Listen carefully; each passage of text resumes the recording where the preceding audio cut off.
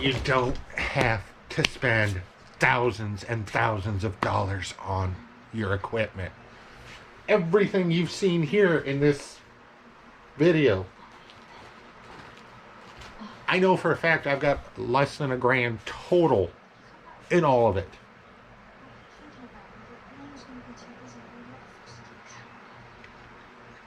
I know you're in looking for advice. 95% of the stuff that you can put and use for your jump bag can be repurposed from other used items. If it says survivalist or I hate or end of the world or anything to make you buy things in a panic. Think things out.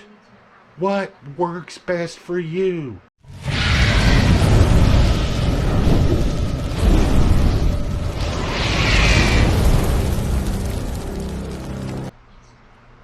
This is basic needs. What's gonna cover my basic needs? Okay. Starting with the biggest, shelter. I run 2 different shelters, but I cheat. Little 2-man pup tent. 95% of the time, this just stays in whatever vehicle I'm in the moment. I'll show you later when I fully pack the bag what I normally run if I'm having it attached. But my other shelter, emergency blanket. I've got mine rolled up backwards, but it's the same point.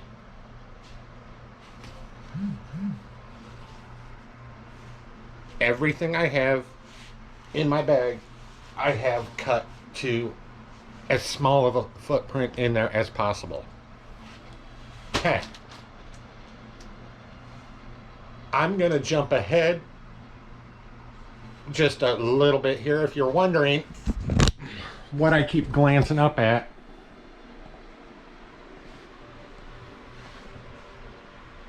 I have my little cheat sheet of of my 5 points here. So that's what I'm actually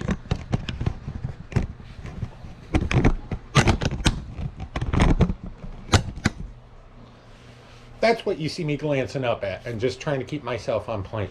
Okay. We're going to jump to safety here for a minute. This is another fun topic. Everyone has their own viewpoints on, debate points on, their own ideas on what I run. Because I am in a very 2A friendly area.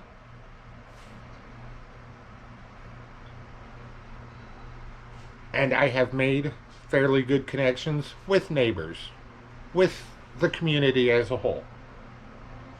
I'm not too worried about what I would see on a day-to-day. So what I usually do is I carry a pistol. This one happens to be my Glock 43, I think, if memory serves.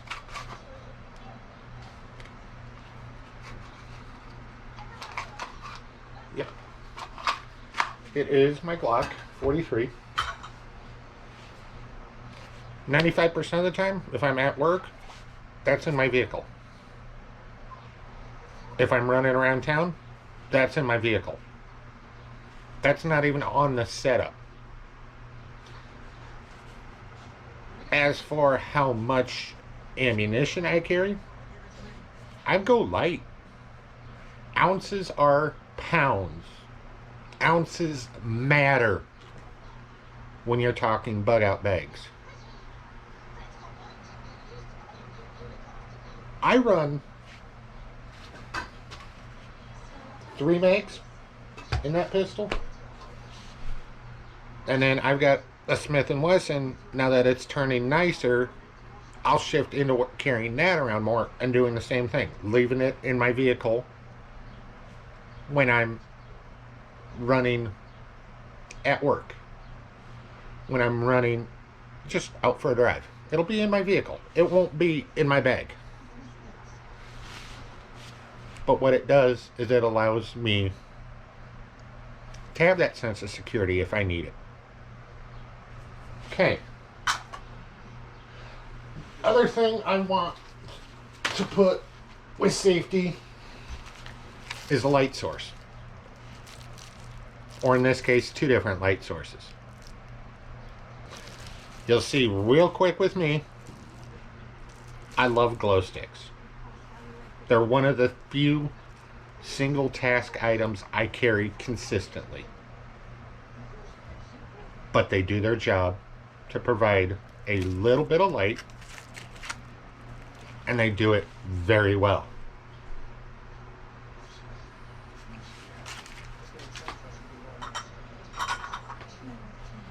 Other thing, literally flashlight of some sort. This one typically stays in and out in my vehicle. I use it at work a lot. So, I mean, if you look at it, it's beat up, it's ugly. It's an old Coleman Max from probably 10 years ago. I've literally dropped the thing 140 feet off the top of a grain elevator. Changed the battery out and it came right back. I love the thing. It's my baby. Okay.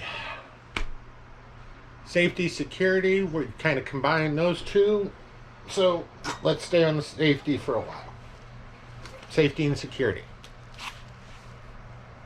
Fixed blade. This one just happens to be a K-bar. It's one that actually doesn't get carried out as much. But it's one of my favorite ones. I've got a few different knives. You'll see that.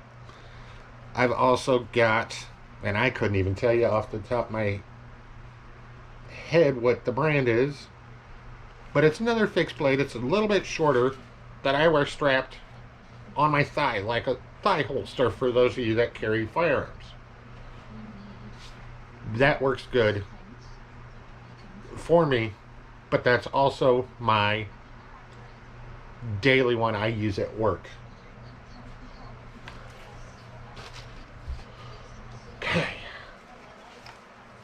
Knife sharpener. I can use a whetstone. In fact, half the time I do use a whetstone. But, and this one is really dirty, but most of the time I throw one of these in. God forbid something happens to me, someone can pick this up, pull a knife through it real quick, real easy. It's literally a $20 V sharpener. I picked up 2 of them years and years ago. And I need to change the blades on that one, but that's what that is. Okay. Oh, safety's gonna be a while here. Okay, next part on safety. Let's talk personal hygiene. Personal safety. Let's move a few parts up here before we get to discussing too much.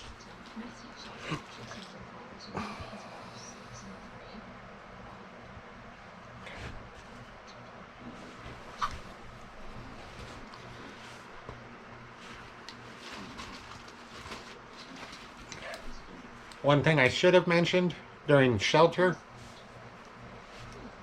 and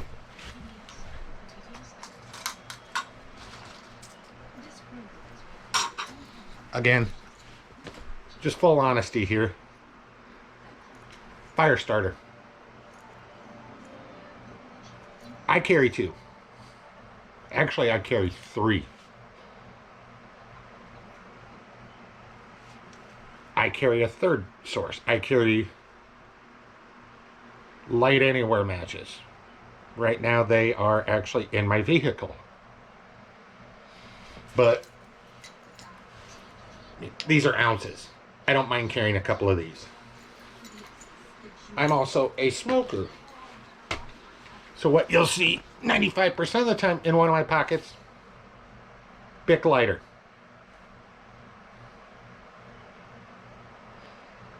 Honestly, I don't go anywhere without one. I usually have like 4 in my vehicle. But they're cheap, they're easy. And come winter, you can at least get them to spark. I'd almost recommend everyone carry one.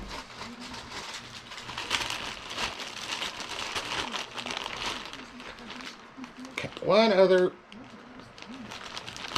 thing not everyone carries, and again, this is going to be very different for some people, but a barbecue lighter.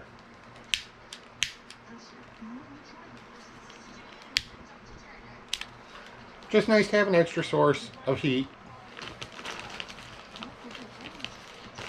especially on wet days like today has been, like pretty much the last 3 weeks have been for me when it's been raining all day. Okay.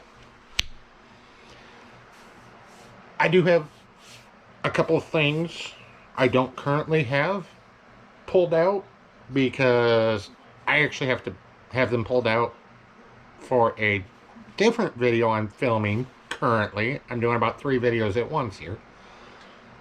But it's it's a fire starter of sorts. What it is a combination of dryer lint, which is extremely flammable, along with a couple of paper towels I have soaked in oil.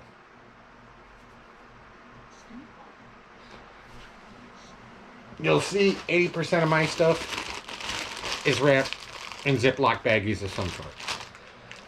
I hate shit spilling, so it's an easy way for me to keep things organized and to keep things from spilling into each other. Okay. But I do have those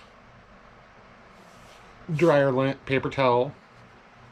I've heard them called being used with toilet paper rolls. Same idea. It's the same principle. But it's a quick, easy source of kindling of sorts, fire starter, that you can build onto making a full source of heat for. Okay.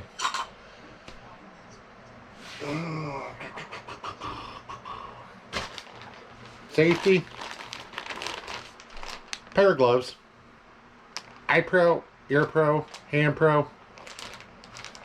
These I literally just got in this weekend. These are actually shooter's gloves. Not what I'll throw in my bag, but I wear them out and about when I'm doing a lot of shooting, especially in some of the rougher areas around here for me.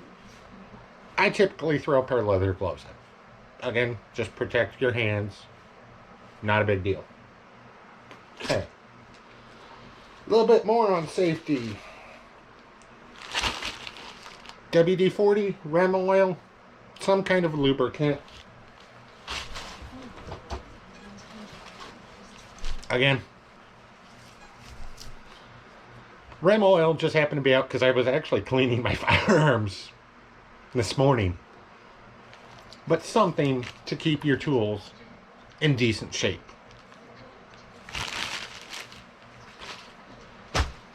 Big one. First aid kit of some sort. This one literally is a Walmart one. I've taken out the guts and rebuilt into a few different things. Foot powder.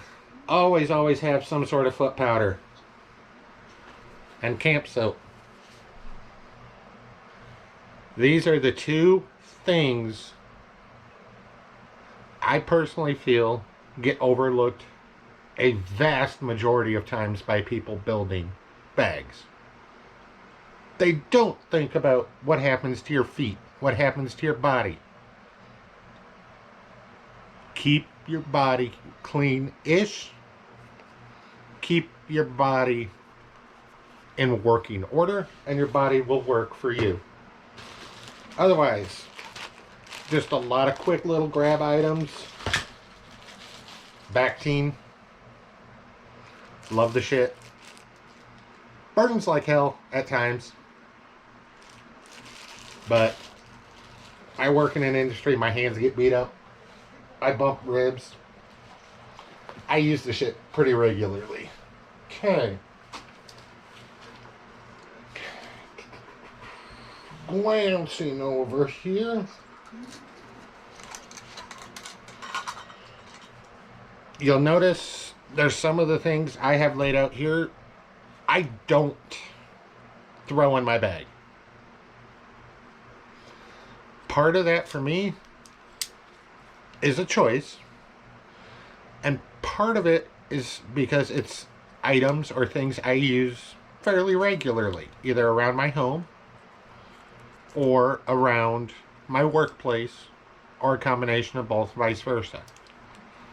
One example of those, multi-tool. Full admission, I'm a Gerber fanboy. I like Gerber. Yes, they're a little more expensive, but I've never seen the issues that other people have had with them. I've never had them fail me when I was using them correctly. I've beat the ever-living piss out of them, and they seem to bounce just fine. Pretty much the other EDCs that technically should be in your fixed bag, I feel should be in a fixed, or in your go bag, jump bag, is a folding knife. Don't buy the hype that you have to have a $100 folding knife, $400 knives. You don't. This one cost me 22 bucks. It's a buck knife.